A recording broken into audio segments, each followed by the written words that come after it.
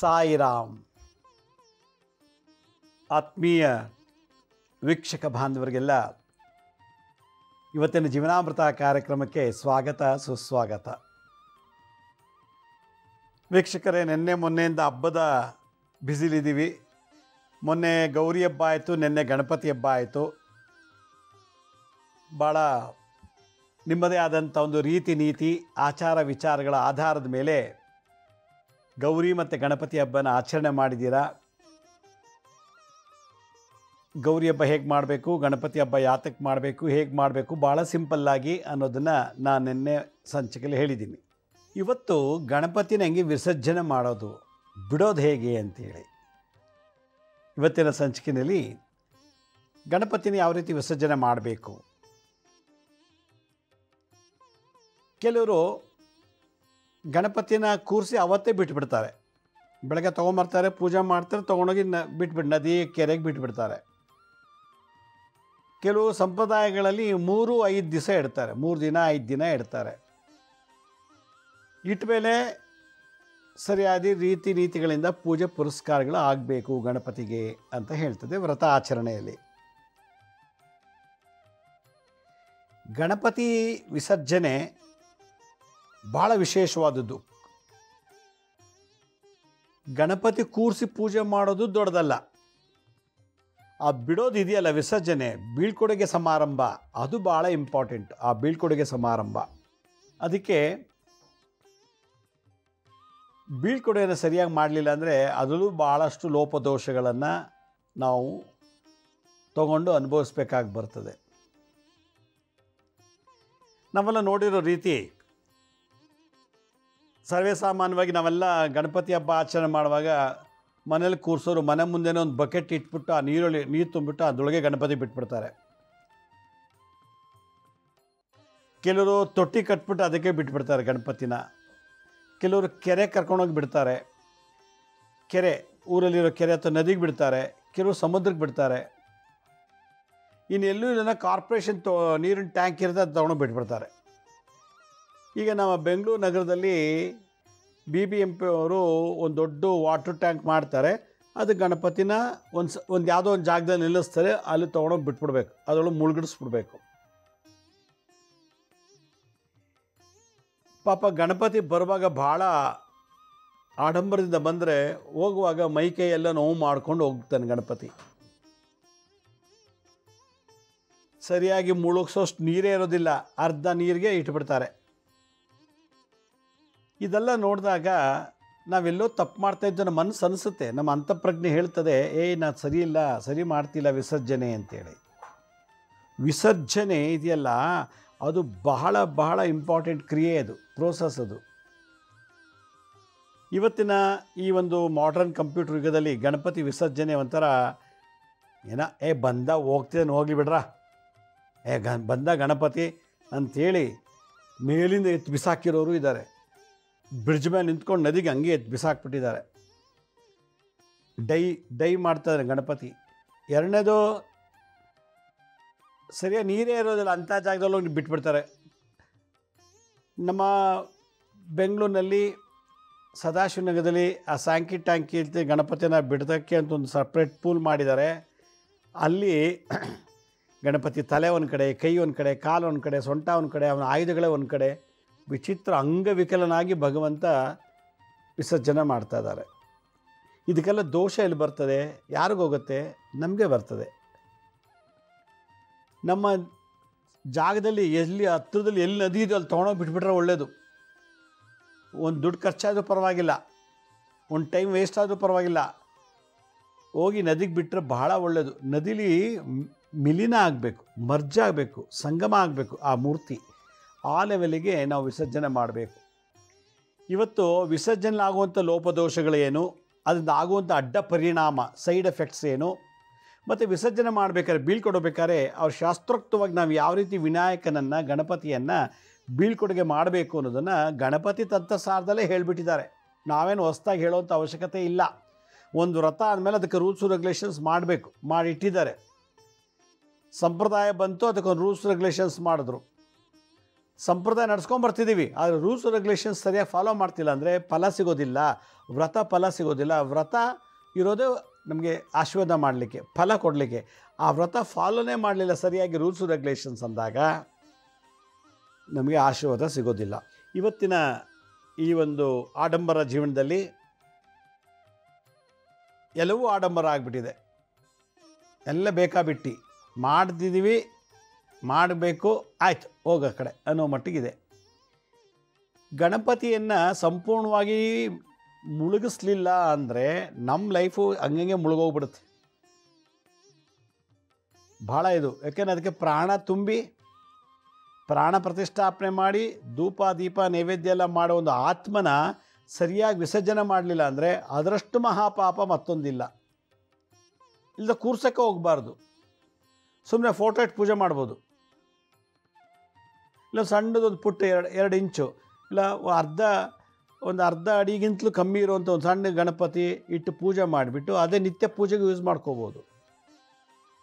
ಕೆಲವು ಕಡೆ ಈ ವರ್ಷ ಗಣಪತಿನ ತಂದರೆ ಈ ಗಣಪತಿನ ನೆಕ್ಸ್ಟ್ ವರ್ಷಕ್ಕೆ ಬಿಡ್ತಾರೆ. ಹಳೆ ಗಣಪತಿ ಇಟ್ಕೊಂಡು ಹಳೆ ಗಣಪತಿನ ಬಿಡ್ತಾರೆ, ಹೊಸ ಗಣಪತಿ ಇಟ್ಕೋತಾರೆ. ಹಿಂಗೆ ಮಾಡೋದು ಉಂಟು ಕೆಲವು. ಅದು ಯಾವ ರೀತಿ ಸಂಪ್ರದಾಯನೂ ಗೊತ್ತಿಲ್ಲ. ಹೋದ ವರ್ಷದ ಗಣಪತಿನ ಇವಾಗ ಬಿಟ್ಟು ಹೊಸ ಗಣಪತಿನ ಇವಾಗ ಇಟ್ಕೋತಾರೆ, ಈ ವರ್ಷದ ಗಣಪತಿ ಮುಂದೆ ವರ್ಷಕ್ಕೆ ಬಿಡೋದು. ಈ ಥರದ್ದೆಲ್ಲ ಗೊಂದಲಮಯ. ಅದರಿಂದ ವ್ರತ ಆಚರಣೆಯಲ್ಲಿ ಯಾವುದು ಕರೆಕ್ಟು ಯಾವುದು ಸರಿ ಇಲ್ಲ ಅನ್ನೋದು ಗೊತ್ತಿಲ್ಲ. ಈ ರೀತಿ ಮಾಡಿ ಲೋಪದೋಷ ತಗೊಳ್ಳೋ ಬದಲು ಭಗವಂತ ಸುಮ್ಮನೆ ಮಾನಸಿಕವಾಗಿ ಧ್ಯಾನದಲ್ಲೇ ಜಪ ಮಾಡಿಬಿಟ್ರೆ ಒಳ್ಳೇದಲ್ವಾ ಅಂತ ನನ್ನ ಅಭಿಪ್ರಾಯ. ಅದಕ್ಕೆ ಇವತ್ತಿನ ಸಂಚಿಕೆಯಲ್ಲಿ ವಿಸರ್ಜನೆ ಮಾಡುವ ರೀತಿ ಬಹಳ ಇಂಪಾರ್ಟೆಂಟ್. ಗಣಪತಿಯನ್ನು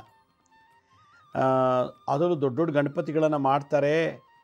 ಎಷ್ಟು ಹಿಂಸೆ, ಅದನ್ನು ಒಬ್ಬ ಮನುಷ್ಯನು ಹೆಂಗೆ ಹೊಡೆದು ಬಡ್ದು ಮುಳುಗಿಸಿ ಸಾಯಿಸ್ತಾರೋ ಆ ರೀತಿ ಬಿಡ್ತಾರೆ. ಅಷ್ಟು ಕ್ರೂರವಾಗಿರ್ತದೆ ವಿಸರ್ಜನಾ ಪ್ರೋಗ್ರಾಮ್. ಬೀಳ್ಕೊಡುಗೆ ಸಮಾರಂಭ ಭಾಳ ಸ್ಮೂತ್ ಇರಬೇಕು. ಈ ಜನನ ಮರಣ,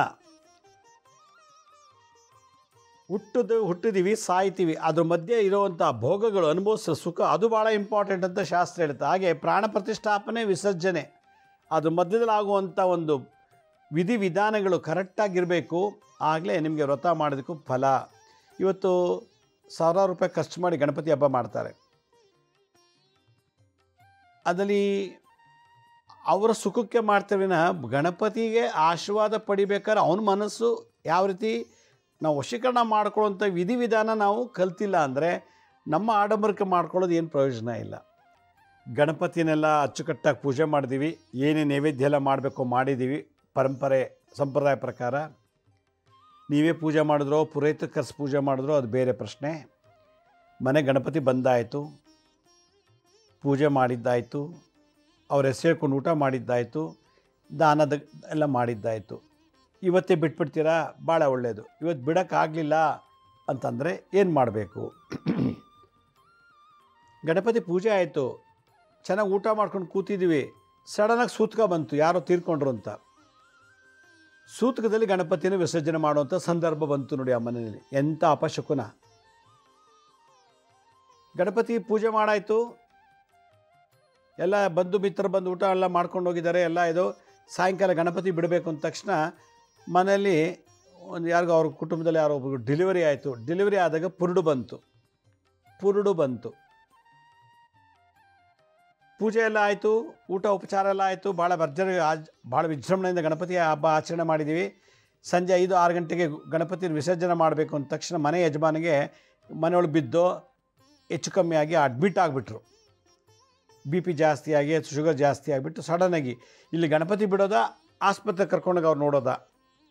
ಗಣಪತಿ ಹಬ್ಬದ ದಿನವೇ ರೋಗ ಬಾಧೆ, ಗಣಪತಿ ಹಬ್ಬದ ದಿನವೇ ಆಕ್ಸಿಡೆಂಟು. ಗಣಪತಿ ಬಿಡೋ ಸಮಯದಲ್ಲೇ ವಿಸರ್ಜನೆ ಮಾಡಬೇಕು ಅಂತ ಗಣಪತಿ ಪೂಜೆ ಎಲ್ಲ ಆಗಿದೆ, ವಿಸರ್ಜನೆ ಕಾರ್ಯಕ್ರಮ ಬಂದಾಗೆ ಈ ಶಕುನಗಳು ಬರ್ತಾ ಇದೆ, ಅಪಶಕುನಗಳು. ಯಾವುದೋ ಒಂದು ಗಲಾಟೆ, ಮನೆ ಮುಂದೆ ಗಲಾಟೆ ಆಯಿತು, ಯಾವುದೋ ಸಣ್ಣ ಪುಟ್ಟ ಪಕ್ಕದ ಒಂದು ಸಣ್ಣ ವಿಷಯಕ್ಕೋಸ್ಕರ ಕಸ ಆಗ್ತಾ ಅಂತನೋ ಏನೋ ಆಯಿತು, ಏನೋ ಒಂದು ವಿಷಯಕ್ಕೆ ಅವತ್ತು ಹಬ್ಬ ಮಾಡಿಬಿಟ್ಟು ಮನೇಲಿ ಗಲಾಟೆ. ಹಬ್ಬ ಮಾಡಿದ್ವಿ, ಎಲ್ಲ ಆಯಿತು, ಚೆನ್ನಾಗೇ ಇದ್ದರು, ಹಾರ್ಟ್ ಅಟ್ಯಾಕ್ ಆಗೋಯ್ತು. ಹಬ್ಬ ಮಾಡಿ ಎಲ್ಲ ಊಟ ಮಾಡಿ ಆನಂದ ನಗ್ನಗ್ತಾ ಎಲ್ಲರೂ ಇದ್ದೀವಿ, ಮನೆ ಮಕ್ಕಳು ಮೊಮ್ಮಕ್ಕಳು ಎಲ್ಲ ಕುಟುಂಬ ಪೂರ್ತಿ ಚೆನ್ನಾಗಿದೆ. ಜಾರು ಬಿದ್ದು ದೊಡ್ಡ ರಂಪ ಆಯಿತು, ಸೂತ್ಕ ಬಂತು, ಪುರುಡು ಬಂತು. ವಿಶೇಷವಾಗಿ ಈ ಒಂದು ಹಬ್ಬದ ದಿನವೇ ಮನೇಲಿ ಹೆಣ್ಮಕ್ಳು ಮದುವೆ ಇದು ಮುಟ್ಟಾಗ್ಬಿಡ್ತಾರೆ.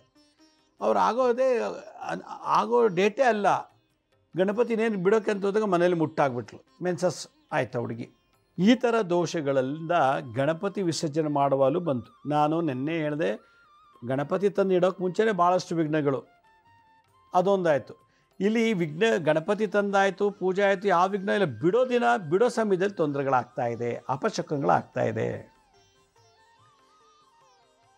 ಮೊನ್ನೆ ಒಬ್ಬರು ಮಾತಾಡ್ತಿದ್ರು, ಒಂದು ಹಬ್ಬ ಗಣಪತಿ ಹಬ್ಬ ಹೋದ ವರ್ಷ ಮಾಡಿದ್ದಾರೆ. ಅವ್ರ ಮನೇಲಿ 26 ವರ್ಷದ ಹುಡುಗ, ಅವ್ರಿಗೆ ಪಿಟ್ಸೇ ಇಲ್ಲ. ಅವ್ರ ಅಪ್ಪನಿಗಿಲ್ಲ, ಅಮ್ಮನಿಗಿಲ್ಲ, ಅವ್ರ ವಂಶ ಯಾರಿಗೂ ಇಲ್ಲ. ಗಣಪತಿನ ಅವನೇ ತಂದ, ಗ್ರ್ಯಾಂಡಾಗಿ ಪೂಜೆ ಮಾಡಿ ಎಲ್ಲ ಮಾಡಿದ್ದಾರೆ. ಊಟ ಮಾಡಿ ಸ್ವಲ್ಪ ಹೊತ್ತು ಮಲಗಿದ್ದಾನೆ, ಎದ್ದಿದ್ದಾನೆ. ಗಣಪತಿ ವಿಸರ್ಜನೆ ಮಾಡಲಿಕ್ಕೆ ಏನೇನು ಬೇಕೆಲ್ಲ ಮಾಡ್ಕೊಳ್ಳೋ ಅಷ್ಟರೊಳಗೆ ಎಲ್ಲ ರೆಡಿ ಮಾಡ್ಕೊತಾ ಇದ್ದಾನೆ. ಸಟ್ಟಂತ ಬಿದ್ದುಬಿಟ್ಟು ಪಿಡ್ಸ್ ಬಂದುಬಿಟ್ಟಿದೆ ಅವನಿಗೆ. ಎಲ್ರಿಗೂ ಆಶ್ಚರ್ಯ, ಏನಾಯ್ತಿದು, ಪೂಜೆಯಲ್ಲಿ ಏನೋ ತಪ್ಪಾಯ್ತಾ, ನಾವು ಪೂಜೆ ಮಾಡೋ ಕ್ರಮದಿಂದ ಮಿಸ್ ಆಯಿತಾ, ಅದೇನೋ ಲೋಪದೋಷ ಆಯಿತಾ, ಯಾಕೆ ಏನು ಬಾಯೆಲ್ಲ ಜೋಲ್ ಬಂದು ಎಲ್ಲ ಆಗಿ ನಾಲ್ಗೆ ಕಟ್ಕೊಂಬಿಟ್ಟು ತಕ್ಷಣ ಆ್ಯಂಬುಲೆನ್ಸ್ ಕರೆಸಿ ಹಾಸ್ಪಿಟ್ಲಿಗೆ ಅಡ್ಮಿಟ್ ಮಾಡಿದ್ರು. ಇರೋನೊಬ್ಬ ಮಗ ಏನವತ್ತು ಗಣಪತಿ ಬಿಡೋಕ್ಕೆ ಅಂಥೇಳಿ ಸಂಭ್ರಮದಲ್ಲಿ ಇರುವಾಗ ಅವನಿಗೆ ಪಿಡ್ಸ್ ಅವತ್ತೇ ಬಂತು ನೋಡಿ. ಪಿಡ್ಸ್ ಇಷ್ಟು ವರ್ಷ ಇರಲೇ ಇಲ್ಲ ಅವನಿಗೆ, ಇಷ್ಟು ವರ್ಷ ಅವ್ನಿಗೆ ಪಿಡ್ಸೇ ಇಲ್ಲ. ಅವ್ರ ಮನೇಲಿ ಯಾರಿಗೂ ಇಲ್ಲವಂತೆ, ಅವ್ರ ಅಪ್ಪ ಅಮ್ಮನಿಗಿಲ್ಲ, ತಾತ ಮುತ್ತ ಯಾರಿಗೂ ಬಂದಿಲ್ಲ. ಅವತ್ತು ಗಣಪತಿ ಬಿಡೋ ಪೂಜೆ ಎಲ್ಲ ಆಗಿ ಇನ್ನೇನು ಗಣಪತಿ ಬಿಡೋ ಸಂಭ್ರಮದಲ್ಲಿ ಇದ್ದ, ಪಿಡ್ಸ್ ರೋಗ ಬಂತು. ಬೆಳಗ್ಗೆಲ್ಲ ಮನೇಲಿ ಪೂಜೆ ಮಾಡ್ಕೊಂಡು ಚೆನ್ನಾಗಿದ್ದಾರೆ. ಡಾಕ್ಟ್ರು ಇನ್ನೊಂದು ವಾರ ಕೊಟ್ಟಿದ್ದಾರೆ ಡೇಟು ಡೆಲಿವರಿಗೆ. ಮನೆ ಸೊಸೆಗೆ ಡೆಲಿವರಿ ಆಗೋಕ್ಕೆ ಇನ್ನೂ ಒಂದು ವಾರ ಇದೆ. ಅದಕ್ಕೆ ಅವ್ರು ಸಂತೋಷದಿಂದ ಮಗ, ಸೊಸೆ, ತುಂಬು ಗರ್ಭಿಣಿ ಸೊಸೆ ಎಲ್ಲ ಸೇರಿ ಗಣಪತಿ ಹಬ್ಬ ಮಾಡಿದ್ದಾರೆ. ನಗ್ನಗ್ತಾ ಖುಷಿಯಾಗಿ ಚೆನ್ನಾಗಿದ್ದಾರೆ. ಬಂದವ್ರಿಗೆಲ್ಲ ಊಟ ಆಯಿತು, ಕುಂಕುಮ ಕೊಟ್ಟಾಯಿತು. ಸಾಯಂಕಾಲ ಗಣಪತಿ ವಿಸರ್ಜನೆ ಬಿಡಬೇಕು. ಸಡನ್ನಾಗಿ ಹೊಟ್ಟೆ ನೋವು ಬಂದು ಡೆಲಿವರಿ ಆಗೇ ಹೋಯಿತು. ಡಾಕ್ಟ್ರು ಇನ್ನೂ ಒಂದು ವಾರ ಟೈಮ್ ಕೊಟ್ಟಿದ್ದಾರೆ, ಅಲ್ಲೇ ಡೆಲಿವರಿ. ಇಮಿಡಿಯೇಟಾಗಿ ಕರ್ಕೊಂಡೋಗಿ ಹಾಸ್ಪಿಟ್ಲಿಗೆ ಅಡ್ಮಿಟ್ ಮಾಡಿ ಮಗು ಜನನ ಆಯಿತು, ಪುರುಡು ಬಂತು. ಈಗ ಗಣಪತಿ ಬಿಡಬೇಕೋ ಬೇಡವೋ ಅಂತ ಒಂದು ಪ್ರಶ್ನೆ. ಇದಕ್ಕೆ ತಾಗೆ ಒಬ್ಬ ವ್ಯಕ್ತಿ ಮನೆಗೆ ಬಂದುಬಿಟ್ಟು, ಏನೋ ನಮಗೆ ಆ ಥರ ಗೊತ್ತು, ಇವ್ರಿಗೆ ಗೊತ್ತು, ಹೆಂಗೆ ಗೊತ್ತು, ಈ ಥರ ಮಾಡ್ತೀವಿ ನಾವು, ಸರ್ಕಾರದಲ್ಲಿ ಆ MLA ಗೊತ್ತು, MP ಗೊತ್ತು, ಮಿನಿಸ್ಟ್ರ್ ಗೊತ್ತು, ನನಗೆ ಈ ಥರ ಕಾರ್ಪೊರೇಟ್ರ್ ಗೊತ್ತು, ಎಲ್ಲ ಗೊತ್ತು. ನಿಮ್ಮ ಮನೇಲಿ ನಮಗೆ ಗಣಪತಿ ಕೂರ್ಸೋಕ್ಕೆ ಒಂದಷ್ಟು ಚಂದ ಕೊಡಿ, ದುಡ್ಡು ಕೊಡಿ ಅಂತ ಗಣಪತಿ ಹಬ್ಬದ ದಿವಸ. ಯಾವಾಗ ಕೂರಿಸ್ತೀರಾ? ಗಣಪತಿ ಹಬ್ಬ ಇವತ್ತಲ್ವಾರೆ, ನಾವು ಗಣಪತಿ ಹಬ್ಬ ಆದಮೇಲೆ ಕೂರಿಸ್ತೀವಿ ನಮ್ಮ ಏರಿಯಾದಲ್ಲಿ ಅಂತ ಅಂತೆ. ಇವತ್ತು ತೊಗೊಂಬರ್ತೀವಿ ಗಣಪತಿನ, ನಾಳೆಯಿಂದ ಕೂರಿಸ್ತೀವಿ ನಾವು, ಅದಕ್ಕೆ ನಿಮ್ಮ ಕಡೆಯಿಂದ ಅಷ್ಟು ಡೊನೇಷನ್ ಕೊಡಿ ಗಣಪತಿ ಕೂರ್ಸೋಕ್ಕೆ ಅಂತ. ಆವಾಗ ಅವರು ನಿಮ್ಮ ಕಡೆಯಿಂದ ನಮ್ಗೆ 10,000 ರೂಪಾಯಿ ಬರಲೇಬೇಕು ಅಂದಂತೆ. ಒಂದು 5 ಜನ ಹುಡುಗರು ಬಂದು, ಗಂಡು ಹುಡುಗರು. 10,000 ಕೊಡೋಕ್ಕಾಗಲ್ಲ, ನಾವು ಅಷ್ಟು ಇದೆಲ್ಲ ಹೇಳ್ಬಿಟ್ಟು ಒಂದು 500 ಕೊಟ್ಟೋಕೆ ಹೋದಂತೆ. 500 ಯಾಕೆ ಕೊಡ್ತೀರಿ ನೀವು? ಹಾಗೆಂತ ಗಣಪತಿ ಹಬ್ಬದ ದಿವಸ ಚಂದ ವಸೂಲಿ ಮಾಡೋಕ್ಕೆ ಬಂದವರು ಗಲಾಟೆ ಮಾಡಿ ಮಾತಿಗೆ ಬೆಳೆದು ಗಲಾಟೆ ಆಗಿ ಪೊಲೀಸ್ನವ್ರು ಬಂದು ಅದನ್ನು ನಿವಾರಣೆ ಮಾಡೋ ಹೋಯ್ತು ನೋಡಿ. ಗಣಪತಿ ವಿಸರ್ಜನೆ ಮಾಡುವಾಗ ಪೊಲೀಸ್ ಸ್ಟೇಷನ್ಗೆ ಹೋಗಿ ಪೊಲೀಸ್ನವ್ರು ಬಂದು ಆ ಗಲಾಟೆ ನಿವಾರಣೆ ಮಾಡಿದ್ದಾರೆ. ಅಲ್ಲಿಗೆ ಅರ್ಥ, ಎಲ್ಲೋ ಒಂದು ಕಡೆ ನಾವು ಪೂಜೆನಲ್ಲಿ ದೋಷ ಇದೆ ಅಂತ ಆಯಿತು. ಪೂಜೆ ಮಾಡುವಾಗ, ಪೂಜೆ ಮಾಡೋಕ್ಕೆ ಮುಂಚೆ ವಿಘ್ನಗಳಿತ್ತು, ಅದೇನೋ ನೆನ್ನೆ ಎಪಿಸೋಡಲ್ಲಿ ಹೇಳಿದೆ. ಇವಾಗ ನಾನೇನು ಹೇಳ್ತಾ ಇದ್ದೀನಿ, ಪೂಜೆ ಆದಮೇಲೆ ಬಿಡುವಾಗ ಬರುವಂಥ ತಾಪತ್ರಗಳು. ಅಲ್ಲಿಗೆ ನಾವು ಪೂಜೆ ಸರಿಯಾಗಿ ಮಾಡಿಲ್ಲ ಅಂತನ ಆ ಪೂಜೆ ನಮ್ಗೆ ಆಗಿ ಬರಲ್ವೋ, ಅಥವಾ ಈ ಪೂಜೆಯಿಂದ ಬರೋ ರಿಸಲ್ಟ್ ಅದರಿಂದ ಗಣಪತಿ ಹಬ್ಬ ಮಾಡೋದಕ್ಕೆ 3 ದಿನ ಮುಂಚೆ ಅಥವಾ ಒಂದು ವಾರ ಮುಂಚೆನೇ ಮನೋಸಂಕಲ್ಪ ಆಗಬೇಕಂತೆ. ಅಪ್ಪ ವಿಘ್ನ ನಿವಾರಕ, ನೀನು ಮುಂದಿನ ವಾರ ಗಣಪತಿ ಹಬ್ಬ ಬರ್ತಿದೆ ಅಂಥೇಳಿ ಮಾನಸಿಕವಾಗಿ ಗಣಪತಿನ ನೆನೆದು ನಿತ್ಯ ಪೂಜೆ ಜಪ ಮಾಡೋದಿದ್ದರೆ ಮಾತ್ರ ಸಂಪೂರ್ಣ ಫಲಪ್ರಾಪ್ತಿ. ಹೋಗುವಾಗಲೂ ಅಡೆತಡೆಗಳು, ಅಪಶಕನಗಳು, ಗಲಾಟೆಗಳು, ಮೈಲಿಗೆ, ಸೂತ್ಕ ಇರ್ಬೋದು, ಇಲ್ಲ ಪುರುಡಿರ್ಬೋದು. ಹೀಗೆ ಈ ಒಂದು ವಿಚಿತ್ರ ಘಟನೆಗಳಿಂದ ನಾವು ವ್ರತ ಮಾಡೋ ಕೂಡ ಮನಸ್ಸಿಗೆ ನೆಮ್ಮದಿ ಇಲ್ಲ. ವ್ರತ ಗೊತ್ತಾಗುತ್ತೆ ನಮಗೆ, ಈ ಥರ ಆಯಿತು, ನಮ್ಮ ವ್ರತ ಮಾಡಿದ್ರೆ ಫಲ ಸಿಕ್ಕಿಲ್ಲ. ಗಣಪತಿ ಹಬ್ಬದ ದಿನವೇ ವಿಘ್ನ ಅಲ್ಲ, ವಿಘ್ನ ನಿವಾರಕನಾದಾಗ ಪೂಜೆ ಮಾಡಿದವನೇ ವಿಘ್ನಗಳು. ಹಾಗಾದ್ರೆ ಏನು ತಪ್ಪಿದೆ? ಏನು ತಪ್ಪಿರ್ಬೋದು? ಪೂಜಕಾಲೇ ಮಧ್ಯೆ ಮಂತ್ರ, ಯಂತ್ರ, ತಂತ್ರ, ಸ್ವರ ವಿನ್ಯಾಸ, ವರ್ಣವಿನ್ಯಾಸ, ಕ್ರಿಯಾ ವಿನ್ಯಾಸಗಳಲ್ಲಿ ಏನಾದ್ರು ದೋಷಗಳಿತ್ತು ಅಂತಂದರೆ ಬೇಕು ಅಂತ ಅದನ್ನು ಅರ್ಥ ಮಾಡ್ಕೊಳ್ಳಿಕ್ಕೋಸ್ಕರ ಕೆಲವು ಪನಿಷ್ಮೆಂಟ್ಗಳು ಆಗ್ತದೆ ಅಂತ ನನ್ನ ಅಭಿಪ್ರಾಯ. ಗಣಪತಿಯನ್ನು ಮನೆಯಿಂದ ಹೊರಗೆ ತೊಗೊಂಡೋಗೋಕ್ಕೆ ಮುಂಚೆ ಬೆಳಗ್ಗೆಲ್ಲ ಪೂಜೆ ಆಗಿದೆ, ಬಿಡೋ ಸಂದರ್ಭ ಬಂದಿದೆ, ಗಣಪತಿನ ವಿಸರ್ಜನೆ ಮಾಡೋಂಥ ಸಂದರ್ಭ ಮಾಡೋದಕ್ಕೆ ಮುಂಚೆ ತುಂಬೆ ಹೂವು ಅಂತ ಸಿಗುತ್ತೆ. ಎಲ್ಲ ಫುಟ್ಪಾತಲ್ಲಿ ಎಲ್ಲ ಪಾರ್ಕಲ್ಲೆಲ್ಲ ಬೆಳೆಯುತ್ತೆ. ತುಂಬೆ ಹೂವು ಸಿಕ್ಕಿದ್ರೆ ಭಾಳ ಒಳ್ಳೆಯದು. ಅಕಸ್ಮಾತ್ ಸಿಕ್ಕಲಿಲ್ಲ ಅಂತಂದರೆ ಅಕ್ಷತೆನ ತೊಗೋಬೇಕು. ತೊಗೊಂಡು ತುಂಬೆ ಹೂವಲ್ಲಿ ಅರ್ಚನೆ ಮಾಡಿ ಒಳ್ಳೆಯದು.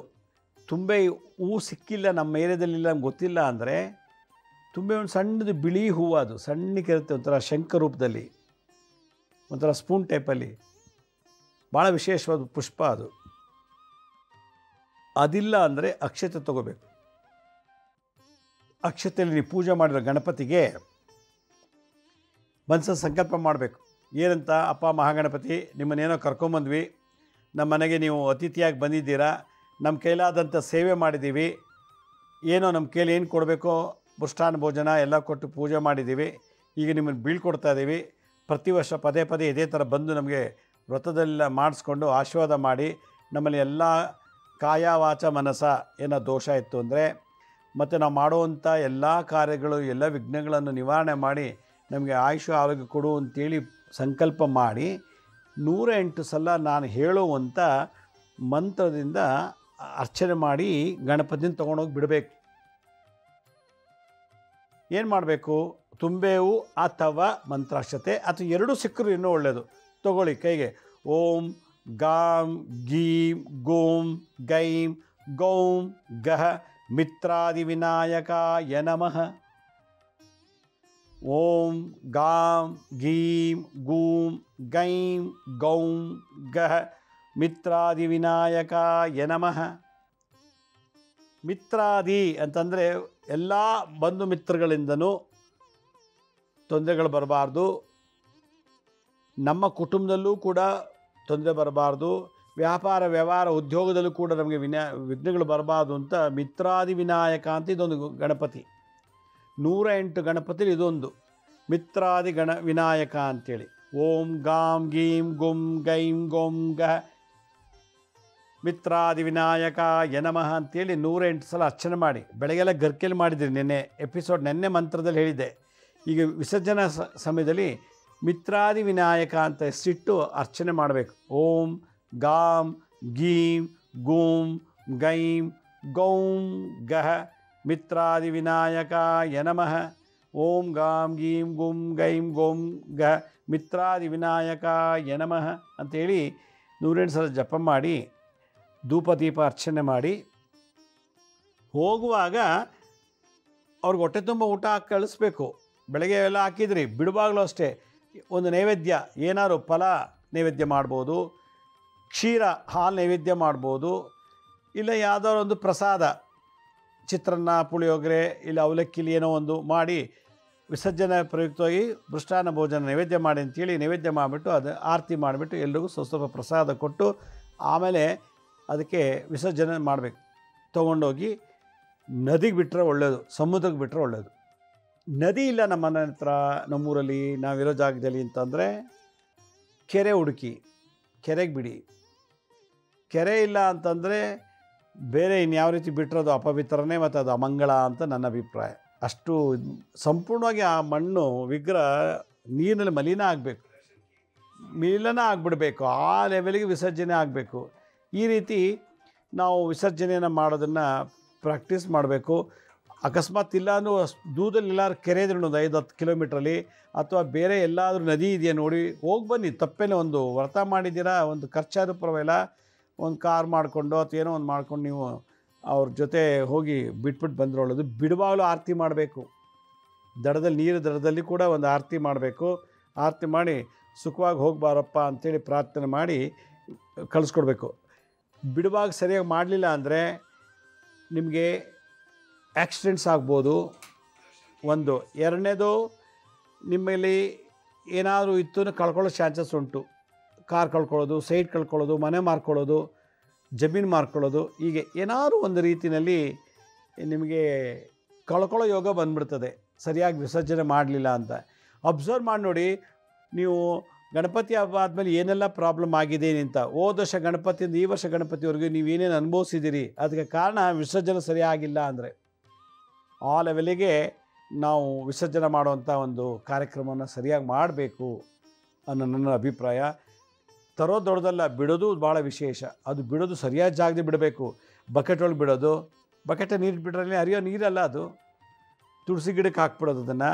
ಆಮೇಲೆ ಎಲ್ಲಿ ಸಂಪ್ರದಾಯದಲ್ಲಿ ಹೇಳೇ ಇಲ್ಲ ವಿಸರ್ಜನೆ ನದಿಗೆ ಬಿಡಬೇಕು ಅಂತಲೇ ಶಾಸ್ತ್ರದಲ್ಲಿ ಹೇಳಿರೋದು. ಅದು ಬಿಟ್ಟು ನೀರಿನ ಟ್ಯಾಂಕಿ ತಂದುಬಿಟ್ಟು ಅದಕ್ಕೆ ಬಿಡೋದು. ಮಣ್ಣದು ಪ್ರಕೃತಿಲಿ ಮಲಿನ ಆಗಬೇಕು, ಅದು ನೀರೊಳಗೆ ಸೇರ್ಕೋಬೇಕು. ಅದರದ್ದು ಅಂಶ ಮೀನು, ತಿಮ್ಮಿಂಗಳ, ಮೊಸಳೆಗಳು ಯೂಸ್ ಮಾಡಬೇಕು. ಎಲ್ಲಿ ನೀವು ತೊಗೊಂಡೋಗ್ಬಿಟ್ಟು ಒಂದು ಟ್ಯಾಂಕಿಲೋ ಕೊಳಕ್ಕೋ ಎಲ್ಲ ಬಿಟ್ಬಿಟ್ರಲ್ಲಿ ಏನಾಗುತ್ತದು, ತಪ್ಪಾಗುತ್ತದು. ಹೀಗಾಗಿ ನೀರು ಕಮ್ಮಿ, ಅದು ವಿಗ್ರಹ ದೊಡ್ಡದಿರುತ್ತದೆ. ಏನದು ಬಲವಂತ ಮಾಡಿ ಮುರಿದು ಕೈಕಾಲು ಮುರಿದು ನೀರಿಗೆ ತುಂಬಿ ಬಿಸಾಕ್ತಾರೆ, ಮಹಾಪಾಪ. ಈ ಥರ ಲೆವೆಲಲ್ಲಿ ವಿಸರ್ಜನೆ ಮಾಡಬೇಡಿ. ಈ ಥರ ಇದ್ದರೆ ದೋಷ ಕಟ್ಕೋಬೇಡಿ. ಇದು ವಿಸರ್ಜನಾ ಕ್ರಮ ತಿಳಿಸ್ಕೊಟ್ಟಿದ್ದೀನಿ. ಇದನ್ನು ಮಾಡಿ ಅಂತ ಹೇಳ್ತಾ, ನಮ್ಮ ಹಳೆ ಸಂಚಿಕೆ ಯಾರು ನೋಡೋಕ್ಕಾಗಿಲ್ಲೋ ನಮ್ಮ ಶಿರ್ಡಿ ಸಾಯಿ ಭಿಕ್ಷಾ ಕೇಂದ್ರ ಮತ್ತು ಹೆಲ್ತ್ ಸೈನ್ಸ್ ಅಂತ 2 ಯೂಟ್ಯೂಬ್ ಚಾನಲ್ ಇದೆ. ಈ ಜೊತೆ SSVK ಜ್ಞಾನೋದಯ ಅಂತ ಒಂದು ಮ್ಯೂಸಿಕ್ ಚಾನಲ್ ಇದೆ. 3ಕ್ಕೆ ಸಬ್ಸ್ಕ್ರೈಬ್ ಮಾಡ್ಕೊಳ್ಳಿ. ಪಕ್ಕದ ಬೆಲ್ ಬಟನ್ ಪ್ರೆಸ್ ಮಾಡಿ. ನೋಡಾದ್ಮೇಲೆ ಲೈಕಿನ ಬಟನ್ ಪ್ರೆಸ್ ಮಾಡಿ. ಆಮೇಲೆ ಆ ನೋಡಿದಂಥ ಲಿಂಕನ್ನು ನಿಮ್ಮ ಬಂಧು ಮಿತ್ರರಿಗೆ ವಾಟ್ಸಪ್ ಮುಖಾಂತರ ಅಥವಾ ಇಮೇಲ್ ಗೊತ್ತರ ಶೇರ್ ಮಾಡಿ. ಗುರುಜಿ ಲಕ್ಷ್ಮೀ ಶ್ರೀನಿವಾಸ್ ಅಂತೇಳಿ ಫೇಸ್ಬುಕ್ಕು, ಇನ್ಸ್ಟಾಗ್ರಾಮು, ಟ್ವಿಟ್ಟರು, ಲಿಂಕ್ಡ್ಇನ್ ಕೂಡ ನಾವು ಟೈಮ್ ಟು ಟೈಮ್ ಅಪ್ಲೋಡ್ ಮಾಡ್ತಿರ್ತೀವಿ. ನೀವು ಅಪಾಯಿಂಟ್ಮೆಂಟ್ಸ್ ಬೇಕಿದ್ದವ್ರಿಗೆ www.lakshmisrinivas.in ಅಂತ ನೀವೇ ಲಾಗಿನ್ ಆಗಿ ಯಾವ ಡೇಟ್ ಯಾವ ಟೈಮ್ಗೆ ಅಪಾಯಿಂಟ್ಮೆಂಟ್ ಬುಕ್ ಮಾಡ್ಕೋಬೋದು ಅಂತ ಹೇಳ್ತಾ ಇವತ್ತಿನ ಸಂಚಿಕೆಯನ್ನು ಮುಗಿಸ್ತೀನಿ. ಇದೇ ರೀತಿ ನಾಳಿನ ಸಂಚಿಕೆಯಲ್ಲಿ ಮತ್ತೊಂದು ವಿಶೇಷವಾದಂಥ ಮಾಹಿತಿಯೊಂದಿಗೆ ತಮ್ಮನ್ನು ಭೇಟಿ ಮಾಡ್ತೀನಿ. ಅಲ್ಲಿವರೆಗೂ ನನ್ನ ನಮಸ್ಕಾರ. ಸಾಯಿರಾಮ್.